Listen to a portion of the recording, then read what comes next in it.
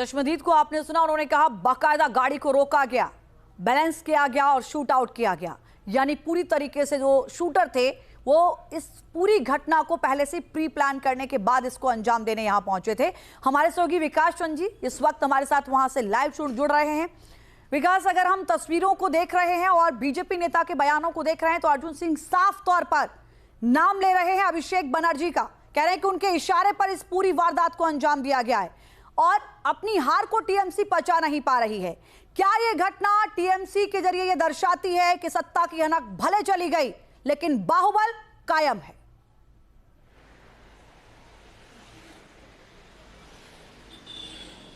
जी देखिए, अब तो पूरे मामले की जांच पुलिस कर रही है और जब तफ्तीश होगी, जब सारी जानकारी सामने आएगी तो पता चल जाएगा जो किसने षड्यंत्र रचा, हत्यारा कौन है, इसके कारण क्या है। लेकिन सीधा आरोप टीएमसी के ऊपर लग रहा है क्योंकि टीएमसी का ऐसा इतिहास रहा है, इसलिए बीजेपी वाले सीधे तौर पर टीएमसी के नेता के ऊपर आरोप लगा रहे हैं और टीएमसी के कार्यकर्ताओं के ऊपर आरोप लगा रहे हैं कि उन लोगों ने ही इसको अंजाम दिया है। आप देखिए, एक बहुत बड़ी बात है कि ममता बनर्जी ने मना कर दिया कि वो इस्तीफा नहीं देंगी, चुनाव में धांधली हुई है और वो अब तो आगे और भी बढ़कर बोल रही हैं कि राष्ट्रपति शासन लागू करो। सवाल यह है कि जिस पार्टी का नेता ही ये कह रहा हो कि हम इस्तीफा नहीं देंगे, अभी भी हम मुख्यमंत्री हैं, तो उसके कार्यकर्ताओं का मनोबल कहाँ नीचे जाएगा, वो तो और बेलगाम हो जाएंगे। ममता बनर्जी ने इस्तीफा न देने की बात कहकर ये तो एक तरीके से अपने कार्यकर्ताओं को खुली छूट दे दी, बेलगाम कर दिया, तो आरोप तो उनके ऊपर लगेगा ही लगेगा। और पीछे के इतिहास को देखें, 2023 के इतिहास को देखें कि 45 लोग मारे गए चुनाव के बाद। कल रात सिर्फ एक हत्या नहीं हुई है, सिर्फ चंद्रप्रकाश रथ के ड्राइवर ही नहीं जीवन मृत्यु को भी झूल रहा है, बसीरहाट में भी एक बीजेपी कार्यकर्ता की गोली मारकर हत्या की गई है।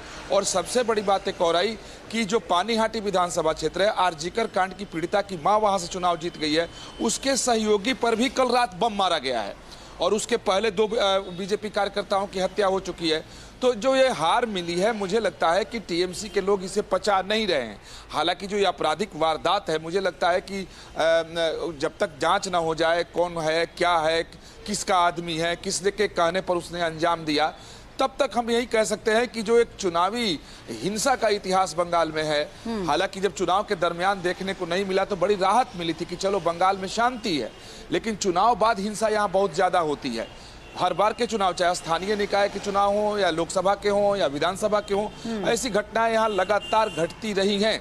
इस बार उम्मीद की जा रही थी कि शायद ना हो, लेकिन चुनाव बाद आप देखें कि कई वारदात यहाँ पर हो गए। बहुत धन्यवाद विकास जी आपका, आप नजर बना के रखिए क्योंकि पोस्टमार्टम रिपोर्ट का भी इंतजार रहेगा। अब से डीडी फ्री डिश की चैनल नंबर 57 पर देखिए न्यूज नेशन।